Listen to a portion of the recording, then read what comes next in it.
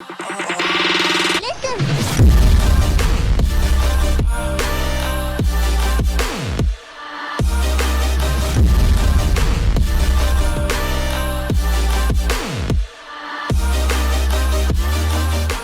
up, YouTube? It's Theo Forever, and today we'll be doing a highly requested Theo Von, me and Daryl Strawberry. I can't feel my face with either hand. Highest I can feel my neck. Running on neck thoughts. And the other guest for the day is Daryl Strawberry. I like the way you say it, man. I try. I'm trying to improve so you won't fire me. That ain't gonna save you. All right, y'all, let's check it out. Let me turn my volume down, people. There, let's do it. Theo Von, like he be cool as shit to hang out with. So he starts saying, I got a gift for you. I got a gift. And I grew up in like a broken neighborhood. You know, I thought it was gonna be his cock, you know? So I start practicing my like, see a cock, like, don't be interested face. You know? I'm good. I'm not impressed. I understand what he's talking about. Now, Yeah, catch it the first time. Okay. That's fun. Welcome to This Is Not Happening. I'm your host, Roy Wood Jr. Hey, there you go. Give me a boys. jacket like Straight that. up. Nobody's gonna remember what the hell's happening tonight. bro. That dude's trying to get my couch pregnant. He's peeing out the window. Dude, come on, man. John Legend bought me that piano. Damn. Prefer a ball pit.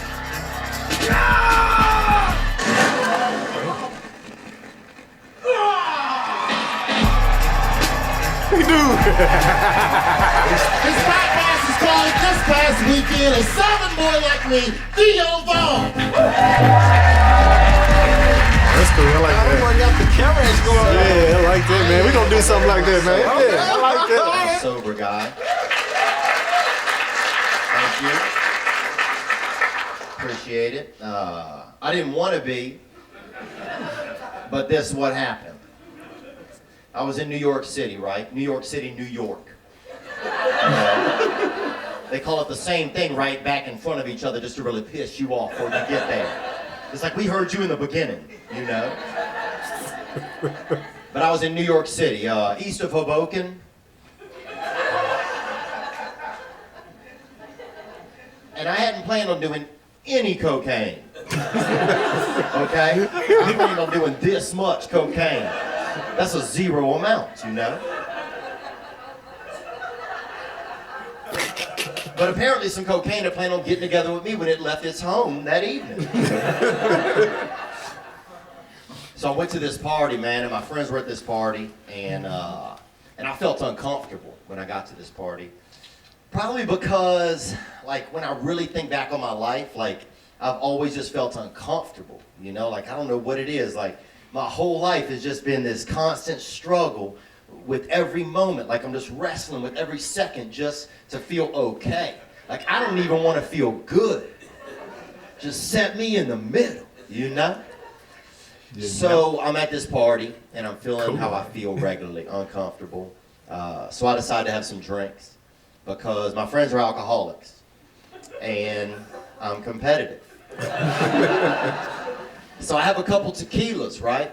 And tequila, let's be honest, like pouring Mexico right into your body, okay?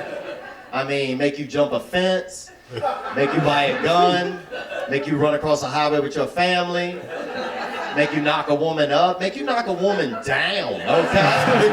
Olay, Janet, you know? Olay, Janet. So I had me a couple tequilas, and I was feeling alive, you know? I was feeling a little more comfortable.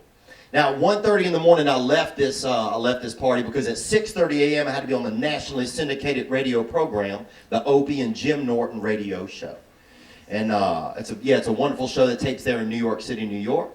And those are two men that I really admire, you know? And admire is when somebody's better than you, but you still like them. Right. Okay. Right. It's an old-fashioned ideal. So, At 1:30 a.m., I get into this taxi cab, right? This beautiful Asian girl that I do not know gets into the taxi with me. We're both headed the same way. They call it sharing a taxi, okay? And this girl lays the back of her head right into my lap. What? And I'm thinking, fuck yeah, you know. New York's got these beautiful free Asian girls with every taxi ride. This is a marvelous accoutrement to the city. You know? What? Uber, no thank you. Taxi, you have won me back. So this girl's just laying in my lap, and she just starts reminiscing about her evening, you know? She said she had a nice evening, but that her boyfriend wasn't in town, that he's never in town. Then she goes, what happens in taxis stays in taxis. What? And I'm not the brightest, you know, bowl in the bowl drawer. You know?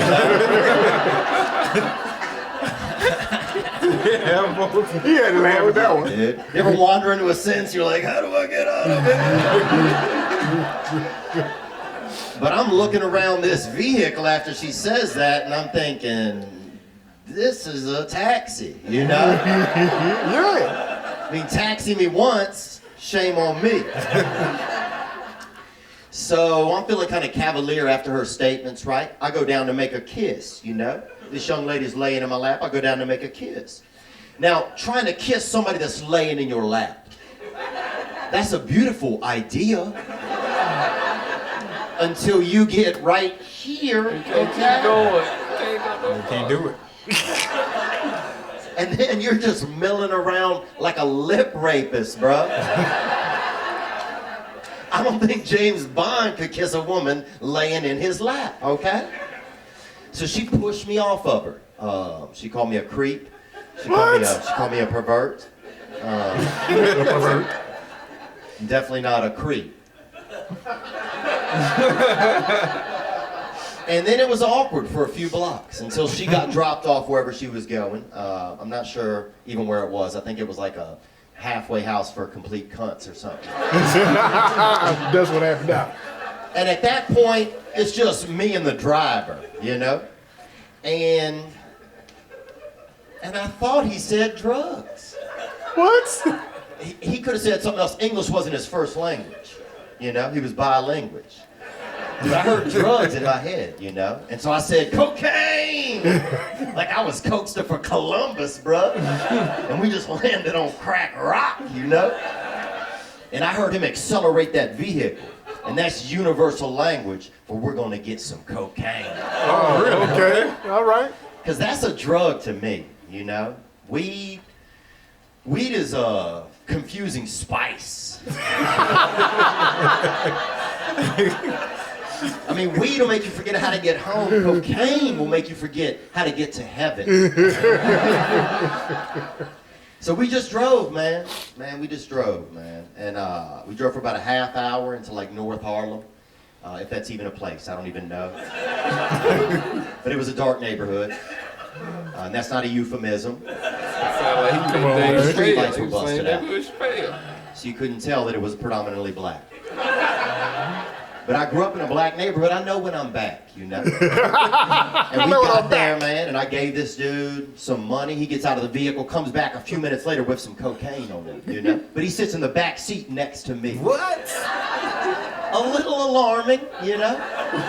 Kind of like when you're in the air on a plane and you see the pilot taking a piss, and you're like, what the fuck?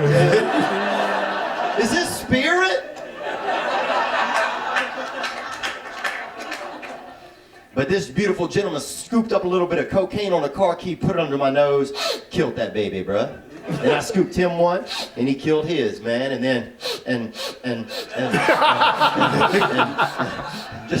just a couple of dueling cocainists. And we got high, man. We got high for about 40 minutes. Dude, I remember being so high at one point. I was like, dude, where the fuck is the driver, bro?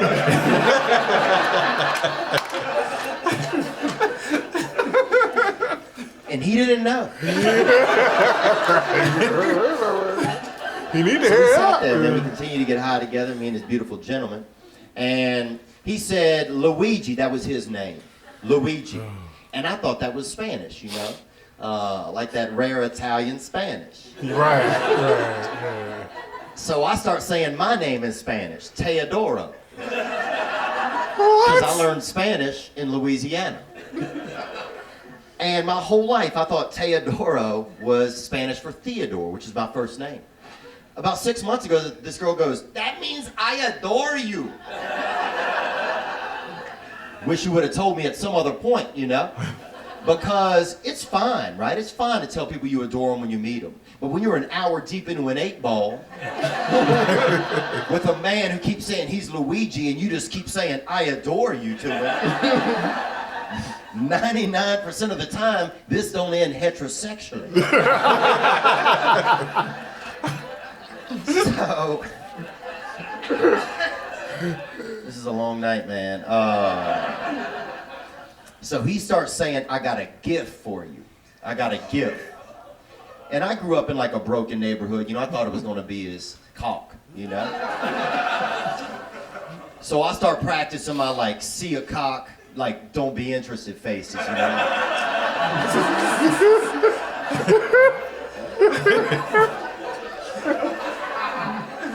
So I'm running through the Rolodex of no cock for me faces.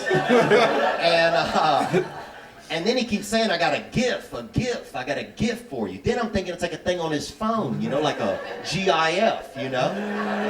Like a disappointed walrus, you know? Like, Monday.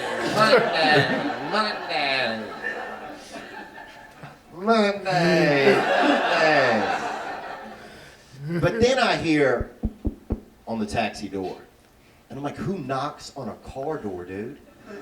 Come in or just be out there. That's right, man. Were you raised in a house of car doors in it? So I'm like, come in. Because now I gotta live in this shit universe they created by knocking. And a toot gets in. A prostitute, you know? That's what he called him. Oh, he called him toot. Okay. Toot. You can't say pros. Pros is somebody that have a prosthetic, you know? And a toot get mad if you call them a pros, if they got everything, you know? So I'm being politically correct and I'm saying this toot, you know? And I respect prostitutes. I respect all women, you know? Whether they're a president or a prostitute, I respect them, man. You know, prostitute, probably a tougher job, let's be honest. That's true. You out there middle of the night, slanging that canal, you know? Slanging officers decline. So I respect prostitutes, man, but I don't want to deal with a prostitute tonight. I just want to do cocaine with my adorable buddy, Louis. You know? And this prostitute, man, she had like she had a wig that covered, you could see about 60% of her face, okay? And to me, it looked like a man's face, right? Which is fine, you know?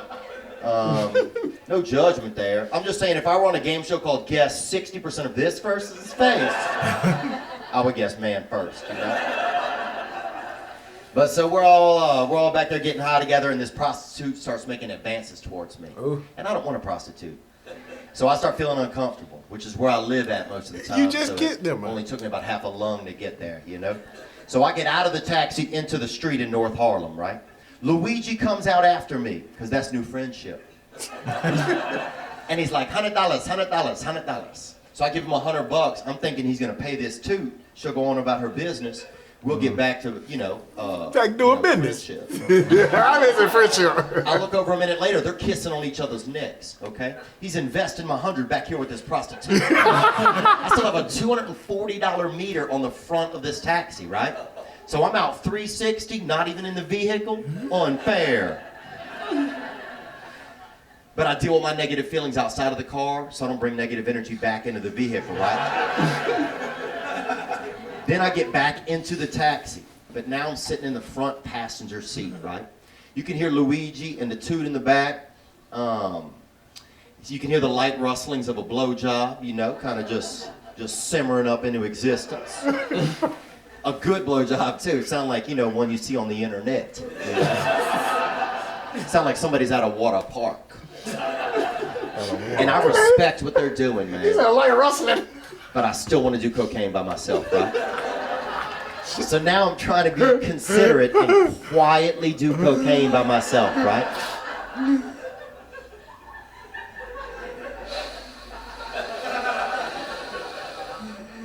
Just the softest little cokehead you ever met, dude. Just like a newborn rabbit just hopping upon a gram, you know?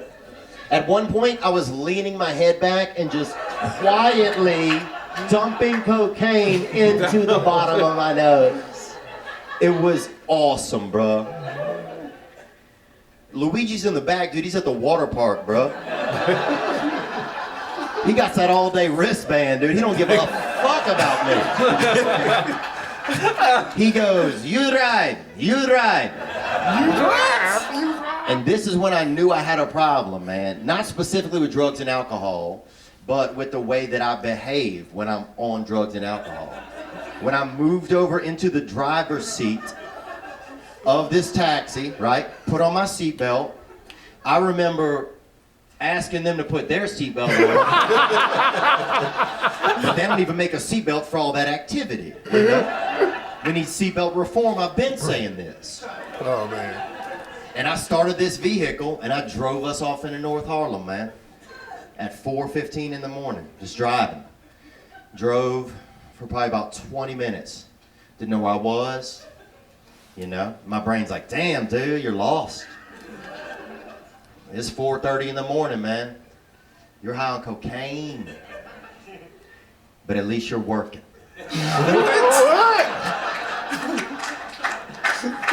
At least you're out here making money for your family, okay? What? I don't have a family, dude.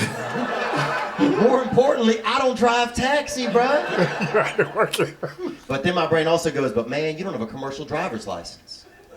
As if that was going to be an issue when the cop stops us.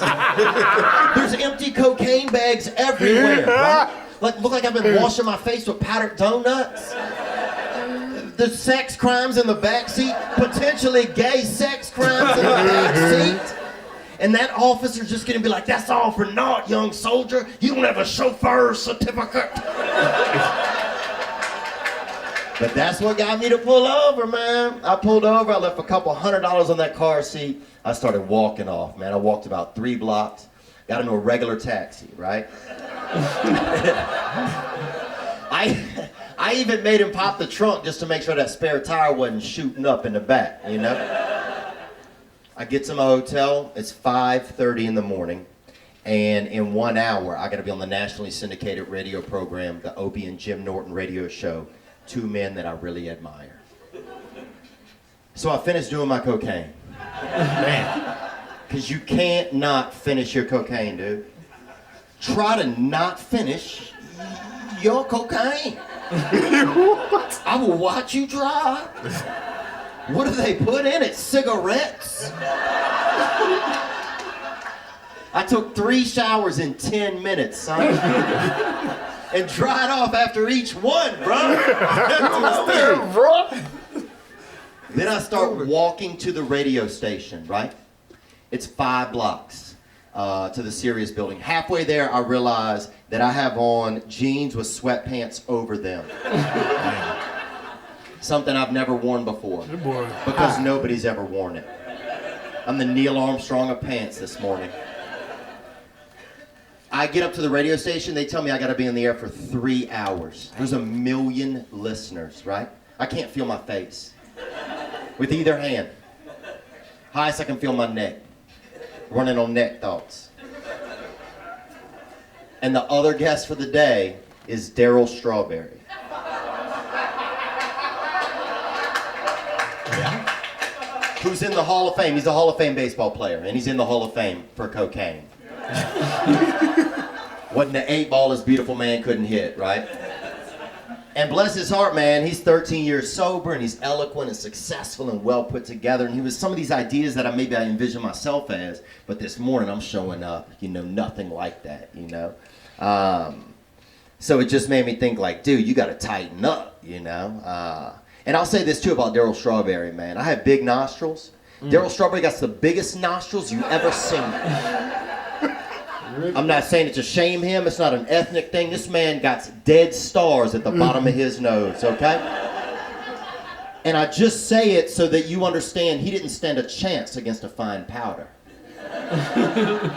This beautiful man could kill a spice rack from 70 feet away, okay? Take that, nutmeg. What you looking at, coriander? But on this day, he was everything I needed to see, you know? So that's when I got sober, and now I've been sober for 11 months. And I'm Theo Vaughn. Thank you for having me. You guys be good. Daryl Strawberry, man. That was funny. I was expecting something like Charlie Murphy's story. Or something. Yeah. Oh, that must be the show he was on. That must be the show he was on throughout. But it's good to just listen to the dude talk. I like listening to Yeah, the dude talk, it's a funny story, man. He said, well, you drive. Yeah, he's pretty cool. Yeah, that's good. It was good. Thank y'all for that suggestion, man. Oh yeah, that's right. Yeah. Drop some more down there and let us know what you guys think about this one in the comments below. And if this is your first time visiting the channel, go ahead and like and subscribe to us. Share us on out with your friends and family. Make sure you hit that notification button so you'll be notified when news content drop. You'll be one of the first to know. Give him some love, JC. Crack is wet. All right. All right, there you go. Peace.